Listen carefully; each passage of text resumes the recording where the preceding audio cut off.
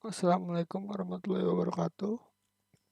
Saya Andriko Saputra. Saya hari ini akan menjelaskan tentang network layer. Network layer pertama-tama network layer itu adalah sebuah layer yang terdapat pada layer OSI, yaitu layer Open System Interconnection. Pengertiannya adalah layer OSI itu adalah susunan atau kerangka jaringan yang diimplementasikan melalui protokol jaringan dalam 7 lapisan berbeda. Ini gambar berisikan tentang 7 layer OSI, dan ini network layer. Network layer. Jadi network layer itu adalah lapisan ketiga dari bawah dalam model referensi jaringan USI. Lapisan ini bertanggung jawab untuk melakukan pengamatan logis dan melakukan pemetaan terhadap paket-paket melalui jaringan.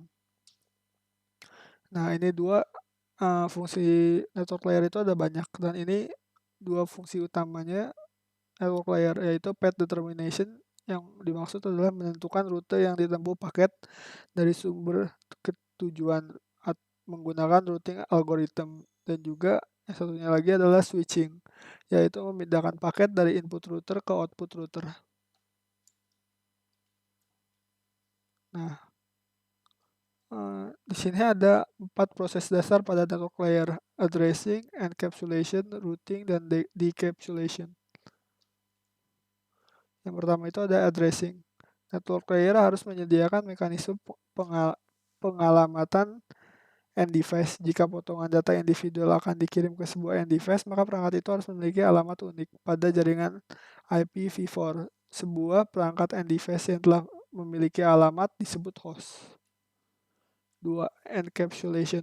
Pada enkapsulasi layar 3, segmen PDU layer 4 akan ditambahkan header sehingga menjadi paket. Nah, di sini di encapsulation ini terjadinya penambahan header yang menjadikan sebuah data mentah menjadi sebuah paket. Isi header berupa alamat, source address, dan juga tujuan atau destination. Routing. 3. Routing.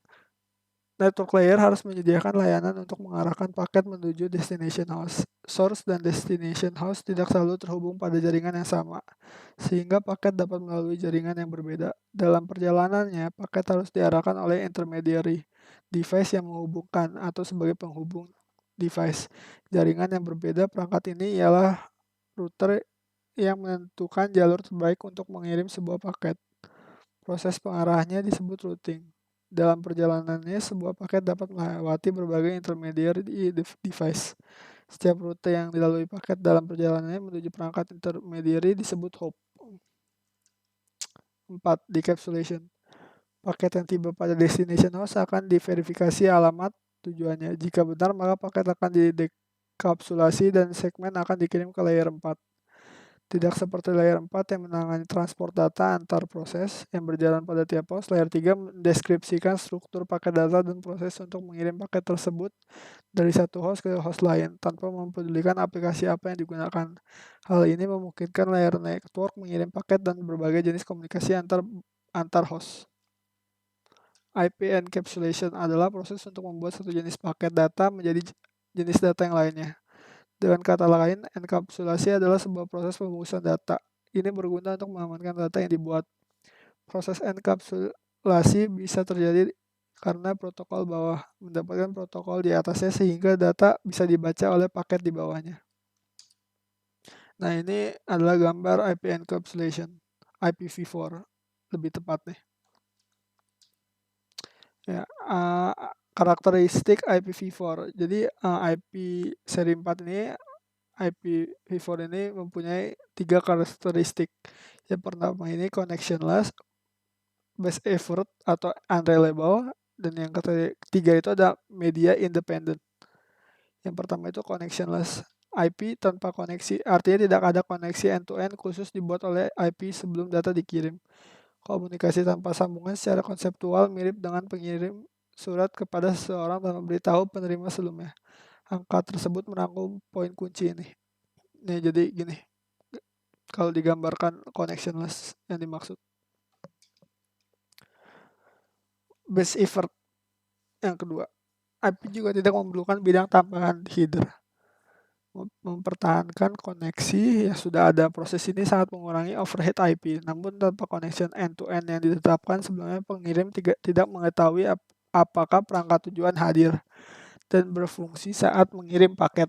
Mereka juga tidak mengetahui apakah tujuan menerima paket atau jika perangkat tujuan dapat mengakses dan membaca paket. Nah, ini yang dimaksud base effort. Gambarnya dicontohkannya seperti ini. 3. Media independen. Layer 3 juga tidak terbebani dengan karakteristik dari media yang berbeda. Fungsi dan format IP tetap sama meskipun media yang digunakan berbeda-beda. Namun ada satu karakteristik utama media yang harus dipertimbangkan layer 3, yaitu ukuran maksimum PDU yang bisa ditransport. Karakteristik ini disebut dengan Maximum Transmission Unit atau MTU. Terdapat komunikasi kontrol antara data link layer dengan network layer yang menginformasikan besarnya MTU yang dipakai.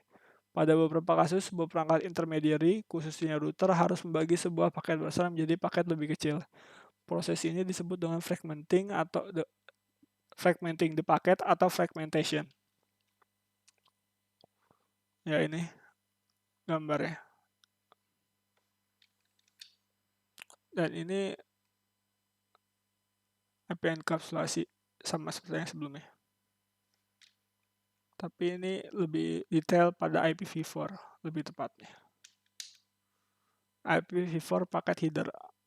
Yang dimaksud paket header adalah bagian dari sebuah IP Internet Protocol paket yang mendahului tubuhnya dan berisi pengalamatan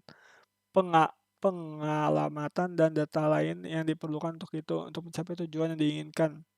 Format header ini ditentukan dalam protokol internet. Jadi setiap paket header tuh mempunyai data atau data pada layer masing-masing. Nah, ini paket header pada IPv4. Yang pertama ada IP source address yang berisikan 32 bit alamat tujuan. Yang kedua ada IP destination address berisi 32 bit alamat sumber. Yang ketiga ada time to life atau TTL yang berisi 8 bit biner yang mengindikasikan umur paket. Nilai TTL akan berkurang tiap satu hop. Saat nilainya menjadi 0, paket akan dibuang. Mekanisme ini mencegah paket di forward tanpa batas.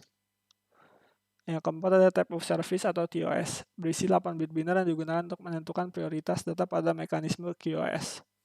5 protokol, berisi 8 bit biner yang mengindikasikan jenis data yang dibawa paket. Nilai ini memungkinkan layer network mengirim paket ke protokol layer 4 yang tepat. Contoh nilainya adalah 01 CIMP, 06 TCP, dan 17 UDP. Yang ke-6 ada fragment offset, merupakan nilai yang berisi nomor urut fragmentasi digunakan dengan more fragment offset (MF). MF merupakan kode yang menyatakan ada tidaknya fragmentasi atau penanda akhir fragment. DF dan fragment merupakan kode untuk mencegah fragmentasi. Nilainya sama dengan 1. Namun jika router perlu melakukan fragmentasi, namun nilai DF sama dengan 1, paket akan dibuang. Sekian presentasi dari saya, kurang lebihnya mohon maaf. Assalamualaikum warahmatullahi wabarakatuh.